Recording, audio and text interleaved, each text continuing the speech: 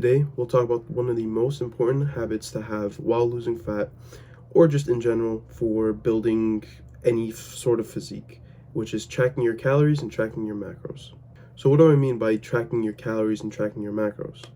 It's basically just weighing out your food, knowing exactly what's going into your meals, such as the amount of calories a piece of chicken may have in your rice and chicken, or the amount of calories and carbs your rice may have in the rice and chicken meal.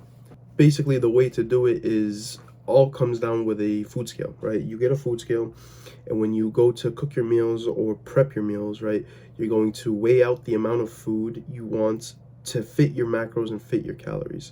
And what that will end up doing and what you can do with that information is understanding how much calories you're putting into your body to be able to understand if you could eat more, eat less, or you can't eat anymore, right? As well as having the correct amount of macros in your body, right? The amount of fats, proteins, and carbs you're going to be able to have for your body, right? So what do you do with this information? You put it down into some sort of journal or like a calorie tracker app, such as like MyFitnessPal is one of the most used and well-known apps out there for it. And you put in the amount of grams or ounces or whatever you use for your metric unit, and then it's going to tell you how much calories you have or how much calories that certain food is going to have with all the macros behind it, such as carbs, fats, protein, and even more stuff like cholesterol and so on and so forth, right? This information is going to help you understand how much calories you're putting into your body, and you're going to be able to manage how much you're actually going to continue to put. Well, let's say your certain goal currently is to cut, right? Lose fat. Well, you need to make sure you eat below a certain amount of calories, right? And it's going to be very, very difficult, especially if you're brand new to understanding how calories work, to understand how much you're actually currently at comparative to, where you might be, right? You could guess completely, estimate by kind of adding up the amount of calories in your head, but if you're very unsure about how much calories is in each thing, it's going to be very, very difficult to do so. So to make it easier on yourself, you would get a scale, you would weigh out the food, and then once you weigh it out, you put it into like MyFitnessPal, as I said earlier. And what's that's going to do is it's going to give you the amount of calories that certain food had, and then it's going to automatically minus the amount of calories you have given yourself, right? So we've talked about how to find your given calorie or amount per day if you're losing fat, as well as somewhat like if you're gaining, if you're trying to like bulk up, right, and gain mass. Basically, that's going to be the easiest way and quickest way for you to be able to just understand where you're going to be at all times, right? And this also works vice versa. If you're bulking, right, let's say for cutting you can only eat about 2,000 calories, but if you're bulking you could probably eat up to close to 3,000 calories, 2,800, right?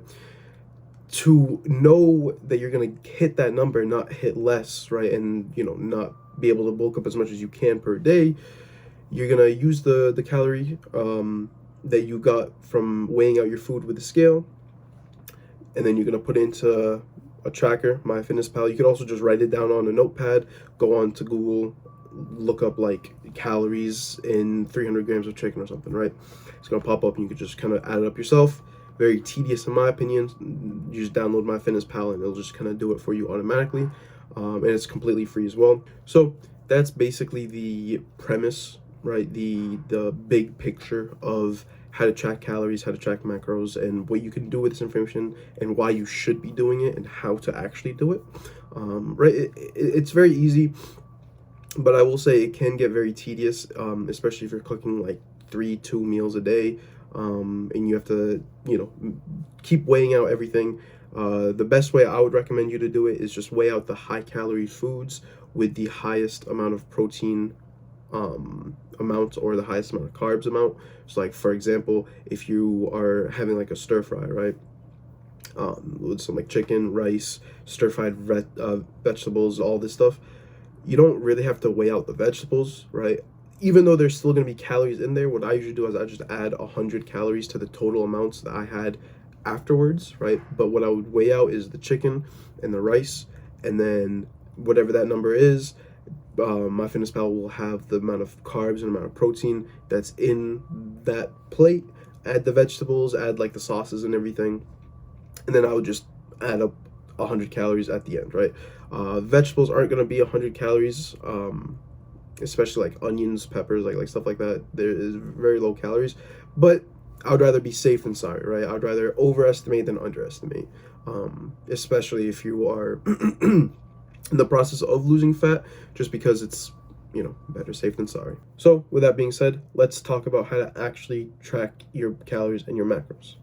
Now, after having those two things, the next important skill to have is cooking, right?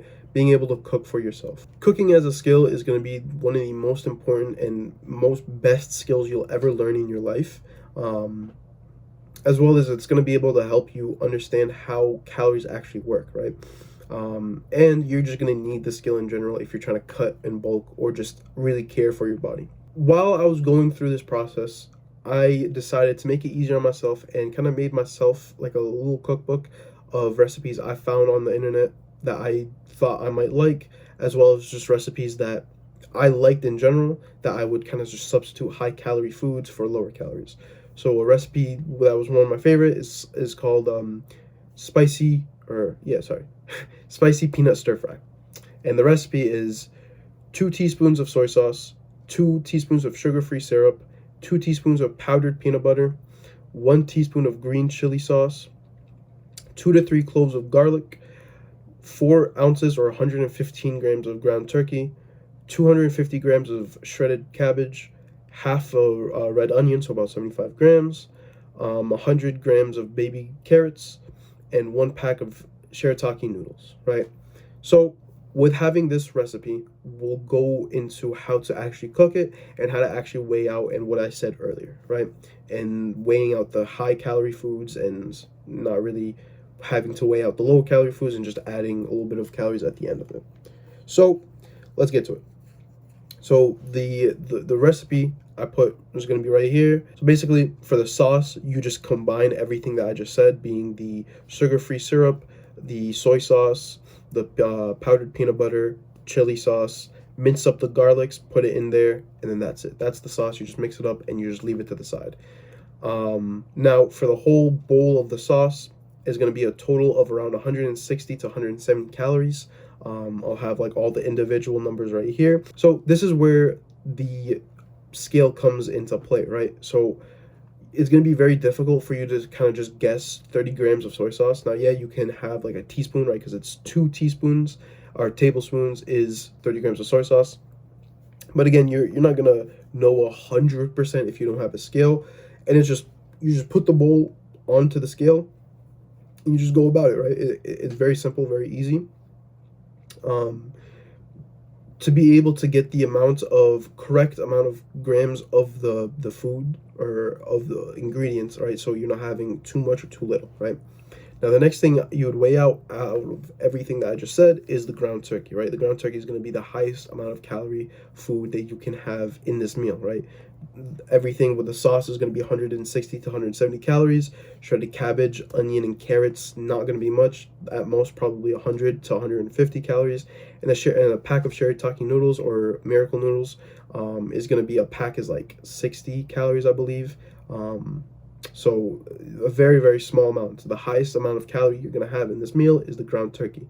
So you would weigh it out, and then you would weigh out 115 grams. Now, obviously, you could add more, you could add less, depending on how much calories you actually have. If you have a lot more, like let's say you add 115 grams of calories or of ground turkey, and the calories that's you have total for the day is still like over, like you could still have more.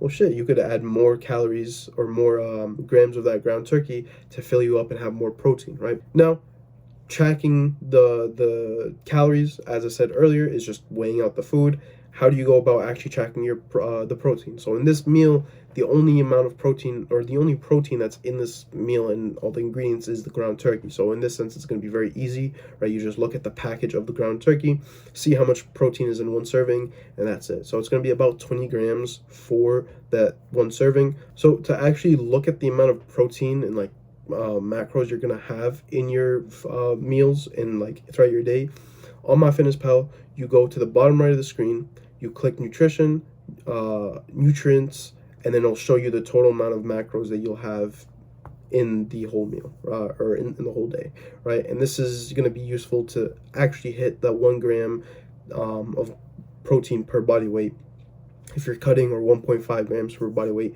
if you're bulking, right? So, and that's really it.